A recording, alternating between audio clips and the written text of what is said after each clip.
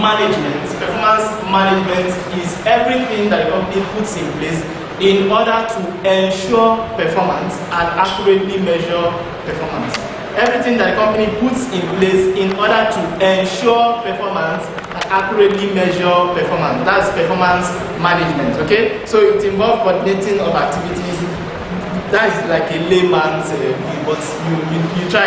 Then performance measurement is actually measuring the result, measuring the success, measuring performance. That's performance measurement. Now, I'll give you an illustration. We say Nigeria goes for an Olympic, and after the Olympic, Nigeria comes back with several golds and medals, several medals. So by the time we now set up a committee to start counting number of medals, number of gold, silver, bronze, what we are doing is what? Measuring performance. Do you understand? Nigeria is good at measuring performance when it comes to sports. Unfortunately, they are not good at what? Managing performance. Because after finishing the first Olympic, we should start from that moment, be preparing for what? The next Olympic. To say, okay, how many medals this Olympic? We only made 10 gold, 20 bronze. No, let me make it poor. Let me make it poor. Let me say we made 2 gold, then say 3 silver, and then 5 golden bronze. Now, this is what we had. It's a poor performance. Okay. Now, at the point whereby at that point where the Olympic is over, the government should start putting modalities in place. So, okay, what do we intend to achieve in the next Olympics? So, we want to make like what? Up to 10 gold medals, then up to say 15 silver, and up to say 25 bronze. Do you understand? Now this is the new objective. We now say, what does the country, the government, need to put in place to ensure that performance? So tell me, one after the other. At least you can get that one. What should the government put in place to ensure that performance? Yes? Right facilities for training. Right facilities for training, yes.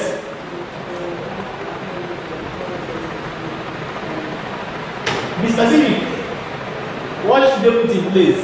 Whether or not you're a sports person, yes? Yes?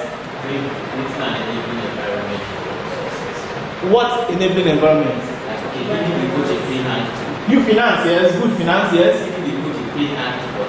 Okay, giving coaches free hand, yes. Experienced coaches, yes. Good athletes, okay, and also creating competitive environment within the country. Is that not true? For instance, starting up sports activities to keep them busy before the D-Day. Do we understand? Now, all those things are what? Are efforts put in place to ensure performance. And this is the performance report. So all those things is what we call performance management. Now, let's come back to F5. In F5, everything you have here is what? Performance management. So we start here to say a company wants to go into production. The first thing that comes to our mind is, at what price are we going to sell our products? Okay? If we are going to sell our products in this competitive environment, we are assuming a competitive environment. In a competitive environment, you don't set prices anyhow. Do you understand? Because you have a competitor who could also sell at a lower price. Is that not true? So which means we need to make necessary research, adopt the right costing techniques. Okay? So that's why we have costing techniques as the first one. Adopt the right costing techniques to be able to what? To cost our products very well. Do you understand? Now, with the use of activity-based costing, like you've already studied, who was in class when we did activity-based costing? Yes? You were in class? It doesn't matter whether you came in late or you came in first. Okay? Once you have attended the class, even those of you who did not attend the class, it is assumed that the class has been what? Held.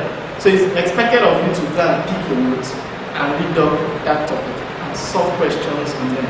Don't pile up these things till exam time. If you do so, I'm telling you, me, this diet, I will be a free man getting towards exam period. That time, you should also be a free man. Not that you start hurrying to read everything at the same time. You go into the exam hall without confidence. Do you understand? So it is from this moment, we finish a topic today, go home and solve like 3 questions on that topic and ensure you are grounded in that topic. Sure, we understand? Because as time goes on, by the time we get to budgeting, standard costing, performance measurement, we'll still be making references to what we've done in costing technique and these other ones. So if you apply these ones somewhere, then it means I'll just be talking to you from talking to. Okay, so in activity-based costing, we use activity-based costing to do what? To get our cost of production for units. No! Activity-based costing is coming because we want to apportion our overheads very well. You know, if you want to set your selling price, what do? You first of all get your total cost. Is that not true? Add a markup, get a selling price. That's what we did in activity-based costing. But now the question is, not all costs can be directly traced to the product. Some costs are what? Period costs. Some costs are incurred for all the products in total. But we need to be able to what? Relate those costs. What are those costs? They are called indirect costs, overheads, like what? Electricity, rent, setup, okay, ordering costs, and the rest.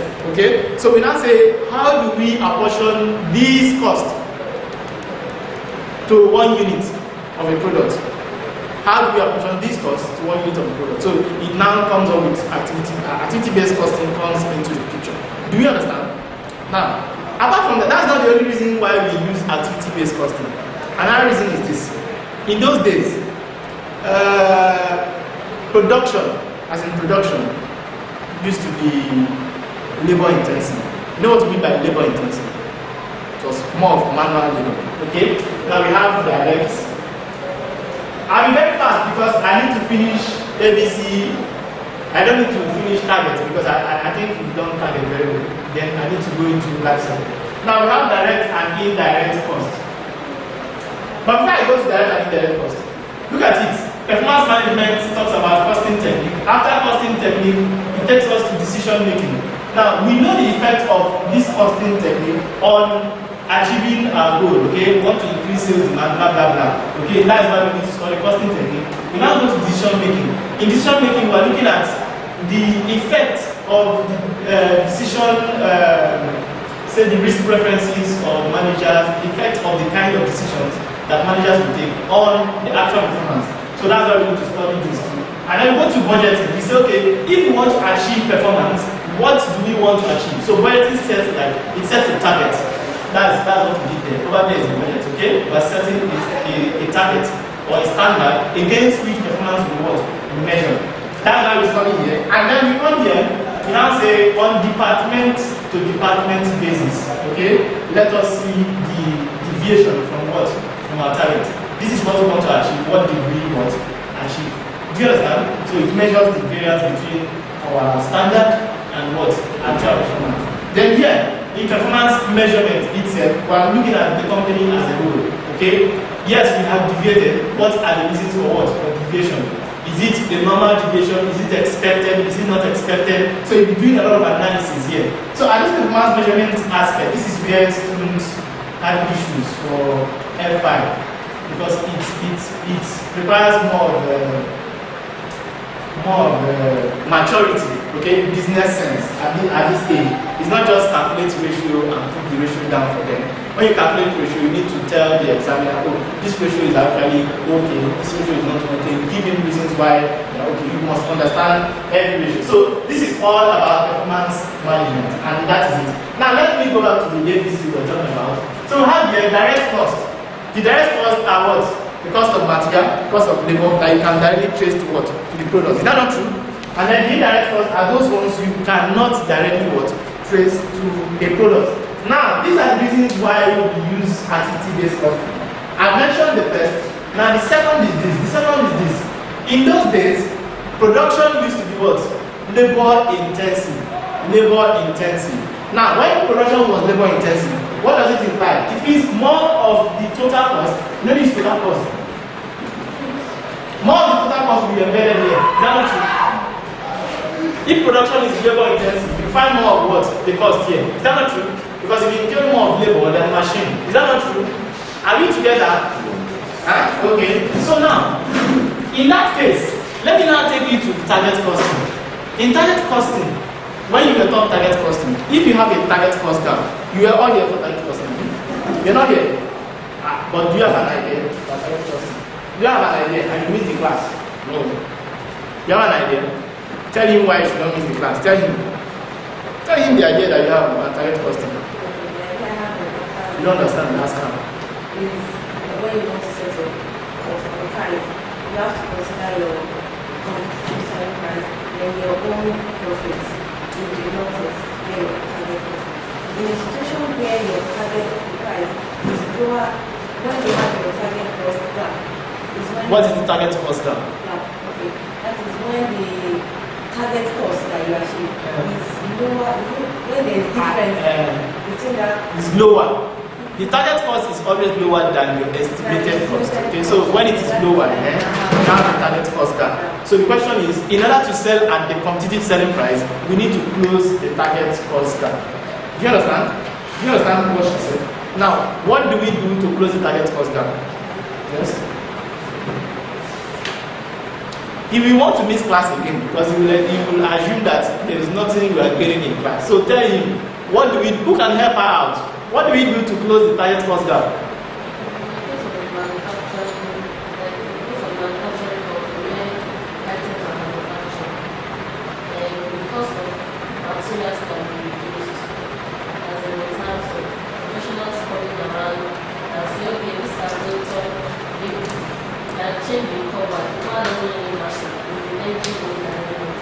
No, see, whenever I do something like that, that is what we call eliminating non-value adding features of the product. Now, if you are eliminating non-value adding features of the product, you don't decide it yourself as a manufacturer. You look at it from the viewpoint of who? The consumers, because you are trying to add value to the consumers and not yourself. So if the cover is actually of value to the consumers, you should not remove the cover. Do not say or just assume that the engine is what matters. I don't know if you get me. Some phones, there are phones we have, somebody wanted to buy an S4. The person was telling me, I want that one that has the cover from the back. As in, she understand? Okay, now the main reason why she wants the S4 is that cover. So if Samsung now decides to take away the cover, they will lose one customer. Do you understand? Because that is of value to the customer. So before the company will term a feature as non-value added, they need to look at it from the viewpoint of who? The customer. So we'll be making some market reviews, customer satisfaction surveys, blah blah blah. Now, in closing the target cost gap, we are saying start from the cost that is what? The highest. Make effort to close it, because we could have materials, we could have labor, we could have different expenses. Now, it is not okay for you to now want to close a target cost gap. You gotta start from what? The least. You have maybe target cost gap is a total of 250 naira or $250, okay? And now this is total target cost gap. Now you now have material is say 100, labor is say 10, then expenses is say 140. It doesn't make sense for you wanting to close the target cost gap. You go and start suffering your staff. You want to cut costs, so we have to reduce your salary. If you cut costs and reduce their salary, what are you going to benefit? You're only going to be reducing this 10 to maybe like 7, 6 or so. Do you understand? You're not gain anything. Do you get me? So now we now say, why don't you focus on what? Expenses and what? And materials. So now, with this sense, in closing your target cost gap, you start from what? The highest. Now I go back to activity-based costing. In those times when production used to be what? Labor intensive. Those times when production used to be labor intensive, we have more cost as what? Direct cost, and lesser as what? Indirect cost. So when we want to close our target cost gap, effort will be what? Geared towards what? Reducing your direct cost, and not just little attention will be paid towards your overheads. Is that not true? So in those days, there was no need for what? Activity-based costing. Companies were satisfied with what? Absorption costing. Do you understand me? Because it's not going to add value to them applying activity-based costing just to close a little, just to reduce a little cost. Do you understand what I just said? Hello? Are we together?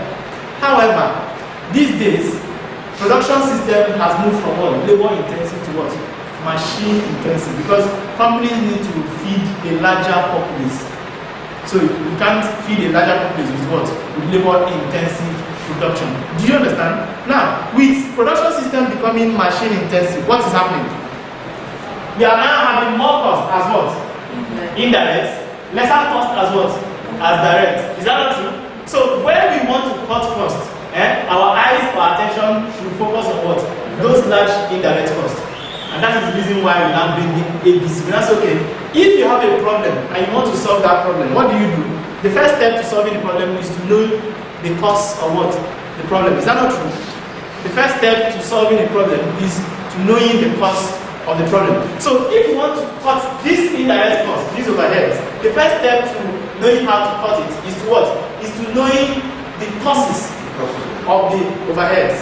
The factors that what? That influence or drives the overheads. So that's why we now started looking at what? The cost drivers for what? For each of the overheads. Do you understand? So we say what factor drives this part of the overhead? What factor drives that part of the overhead? If we can reduce those activities that drive the overhead, just like electricity, what factor drives electricity cost? Yes? What factor drives electricity cost? See, when I ask questions here, gas, cost of gas. Gas turbine. Okay, the gas, the cost of gas is the cost. Now I'm saying, what is it that will drive that cost upwards? Okay, now let me rephrase my question. The cost of gas, the cost of power supply, the cost of power supply in total, electricity, we merge it into one as what? Electricity cost. And I'll ask you a question, what is it that will increase this electricity cost or reduce it? What activity? Running hours. Consumption. So we look at machine hours, okay? If we have information regarding kilowatts, then we should use what? Kilowatts. Is that not true? It's on Facebook and Facebook, they use units, I mean points. They tell you, oh, you have TV, oh, you have fridge, oh, you have this, they now calculate everything. So the more fridge you have, as you are bringing in your fridge, they are very happy because they know that their own electricity bill will reduce while your own will increase. Do you understand? So the more things you gather, the more power you consume, the more cost you incur. Is that not true? So that's the activity that drives that cost. And for rent, what drives rent? What drives rent? What drives rent? I'm using one room, I decide to get another room. My cost has increased. So floor space is what drives rent. Do you understand? Okay? So now, that is, I've given you two reasons why we use ABC. Another reason is this. Those days, companies were producing what we call homogeneous products. Do you know what we call homogeneous? One size fits all. Do you understand?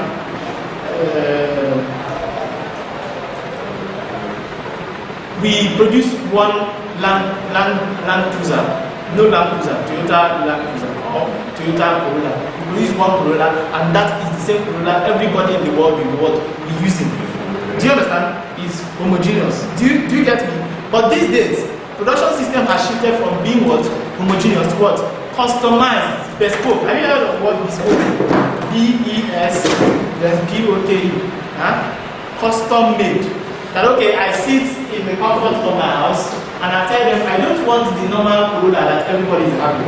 I want a Corolla that has this feature, Bluetooth, Wi-Fi, blah blah blah, different features. Do you understand? So at the end of the day, you buy your own Corolla, I buy my own Corolla, and our Corollas will not be on the same level, but the same Corolla. Do you understand? Yes. So there are vehicles we call full option. Full option and regular. Yeah. There are some we call touring and limited, blah blah blah. Now, the question is, if you are the manager of that unit, of that department that produces that vehicle, will you sell the same limited edition the same price with what? With a full option? Will you sell it at the same price? No, because you incur or you consume more activities and resources producing a full option than what? Than a normal edition. Do you understand me? You consume more resources producing the normal one, producing the custom made than what? Producing the normal one. So which means you should charge the custom made higher and charge the normal one lesser. So how do we apportion the overheads to each of those different vehicles? So we now use activity-based costing to say, okay, for each activity that is carried out, I have gone to HP site before, HP, and there's what they call customize and buy. And okay, I want to buy a laptop. I just click, oh, I need 8 gig hard drive. Bam. Mainly you just click it, bam, the price just dances up. You click, okay, I need basket inside the laptop too. The price also what? Jumps up. So as you are doing that, the price is what? Is jumping up. What has made them able to do that is that they have sat down and cost every activity beforehand. They put a price to what? Every activity. So that is what we use activity-based costing for. Do you understand? Now another thing is this. Those times, companies produce one singular product, as in, I don't mean homogeneous product now, as in a company is producing just one product. Do you understand? Companies produce maybe it's tire, and that's the only thing they produce. Okay? So however, as competition increases, those companies will want to penetrate the market more, satisfy their customers more. So what they now do is to expand their what? Their product line. I don't know if you get me. Nestle is now producing water. Is that not true? Before they were producing just beverage and seasoning. Okay? They now added water. They are trying to what? Satisfy their customers more. Maybe very soon they will also add soft drinks. Do you understand? Okay. So now when we now have different products in our product line, we need to check the profitability of individual products. How do we check the profitability of individual products? This overhead is still a period cost consumed by what? All the products. We still need to use what? Activity-based costing. Do we understand? Now, in passing F5, don't just go and say, how do they calculate it? You should ask yourself, what is the meaning of this thing I have calculated? Because after every calculation in F5, you talk something. If you don't talk those things, calculation alone cannot take you anywhere in F5. Do we understand? Now, we are done with activity-based costing.